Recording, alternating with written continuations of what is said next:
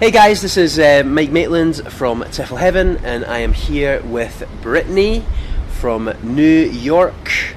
New York? Yes. New York. And we are here to discuss Britney, who is just currently doing the TEFL course here in Barcelona, why you're doing it and how you're finding it so far.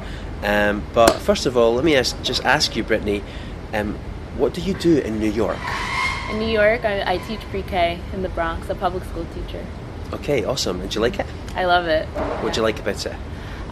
It's always been my dream to be a teacher. Okay. I love working with the little ones. They're full of energy. They love learning. Every day is something new, and it's always a challenge. And it's a great. It's very rewarding.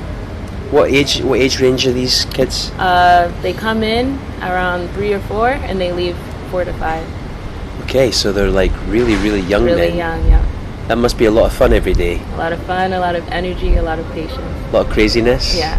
'Cause I've got a 2-year-old, a 4-year-old. Mm-hmm. Yeah, going from 3 to 4 is a crazy age. And I have 18 of them. You got 18 of them. Yeah. So.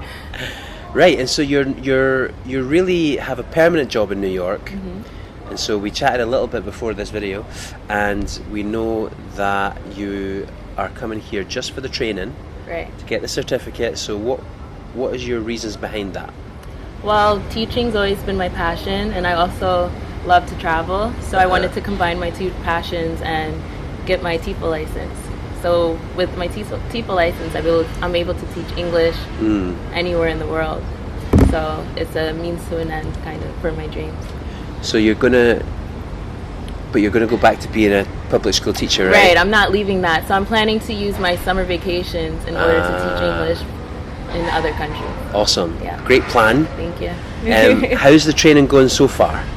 So far, it's been great. At the beginning, it was a little intimidating. You know, I have the teaching background, but teaching adults is a whole nother world. And then right. Also, you know, I'm a native English speaker, and you're learning about your language, and there's so many different things that I've never even thought of, or you know, understand why we speak in certain ways in different contexts. And it's been very enlightening. It's been very eye-opening, but I think it's been, for the most part, it's been very interesting in learning about the language, how we can teach English language learners, and also what we can learn together, I guess, me as a teacher and then my students as language learners. And some of the content that you mentioned there, like you're talking about like modal verbs and like all the different things that I can't even describe to you. Yeah. Are you able to grasp that okay, or is it a bit harder to It's a little bit difficult. Like I said, we were introduced to grammar growing up, but it wasn't explicit, because you just use it. You just naturally speak, and you know, you're not thinking of adverb, adjective, you know, as you're speaking, conversing with your friends. Yeah. You know, so it's intense. In learning about the different things, and it just really gets your gears going. It makes you think. Now, you're an experienced teacher, right? How long have you taught for in New York? Only 2 years. But you're more experienced than a lot of people that might be doing the course, right? Right. So when you're doing your teaching practice, are you cool? Are you chilled, or like, are you still nervous, or what? I still get nervous. Yes, because I do have the teaching experience. Like, I know how to speak in front of, you know, a group of people, or you know, public speaking skills. But then also, it's still new. Everything is still new. The material's new. You know, the audience is new. You know, so in that sense, it's kind of nerve-wracking. You know, and you have, you know, your professor observing you as well, and yeah. I can still get nervous. So you just reminded me of a question that we got recently on our Facebook group, which was, if I am already a teacher, do I need to get a TEFL? Oh yes, for sure. yes, because you know, you can speak English, you know, for decades, but how can you explain that to someone who's, you know, never heard of these different things, or explain random things, the difference between make verbs or I don't know, just all of these different things that come up in a language, you know, formality versus informality, and it's just so much. And what about the kind of activities that you're practicing right now in the classroom, right? Is that similar to the kind of activities that you've been doing in your public school job, or is it different? It's similar in the sense of, you know, you want to make sure your audience is engaged, you want to check in with their interests. You know, you don't want to spend a whole lot of time just talking. As a teacher, it kind of sounds like want after a while. You know, we've all had that teacher. Yeah, we have. And it's not fun at all. And we fall asleep at that point. Of course, yeah, for sure. So in the sense of that, it's similar in this. You know, you want to make sure your audience is engaged. You want to have fun with them, have fun learning, because if you don't have fun learning, you're not going to want to do it anymore. You get frustrated, you know, you get intimidated by the language and all of the things that there are to learn. So you want to make sure that you're having fun yourself and for sure. I mean, I believe the number one skill is engagement, because that motivates students. And sometimes when I was a teacher in Thailand, I used to go a little bit too far. I used to teach kindergarten English, right? And I loved the game where I was the monster, and I would like chase them around the place.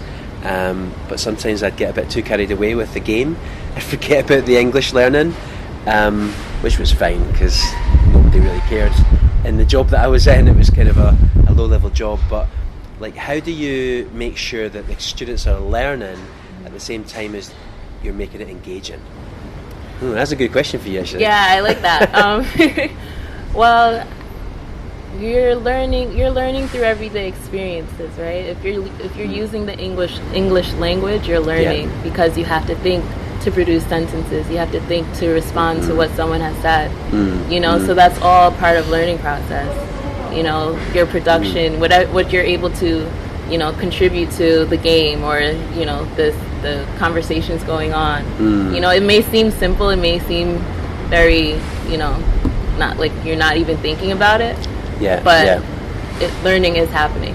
I think like that's how I've been learning Thai as well. Like when the Thai went into my mind, it wasn't when I was memorizing it over and over again. It was when I was using it, and it was an experience. Like I can still I know the word for post office, Baisani, just because one day I was on the road and I really needed a post office.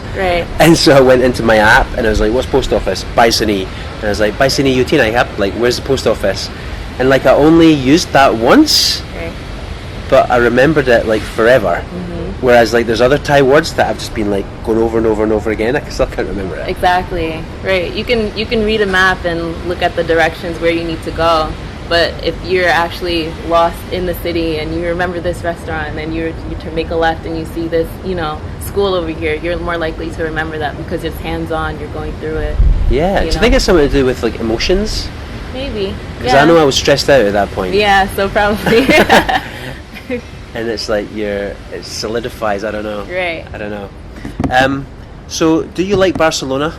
Yes, I do. I love it here. What do you like about it the most?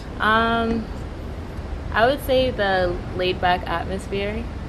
You know, I like even the weather is very mild. You know, the schedule is just, you know, very late in the day, very relaxed. You know, and it feels good. It's almost you're working, you're learning, you're at school, but it's very relaxed. So you're still kind of on vacation at the same time. A bit different than New York, right? Yeah, it's like the opposite. Because like New York is kind of like London, where it's like fast-paced. Yeah, and you're always on the go. Yeah. Awesome. So excellent. Well, thank you so much, Britney, for our interview today. And if you're interested in teaching English in Spain or doing the TEFL course, then you can contact us and we'll give you a free 30-minute information session, and we can also give you some salary guides versus living costs. And just get in contact with us through our email or comment below or use Google or whatever. You can work it out. Thank you very much, and we'll see you in the next video.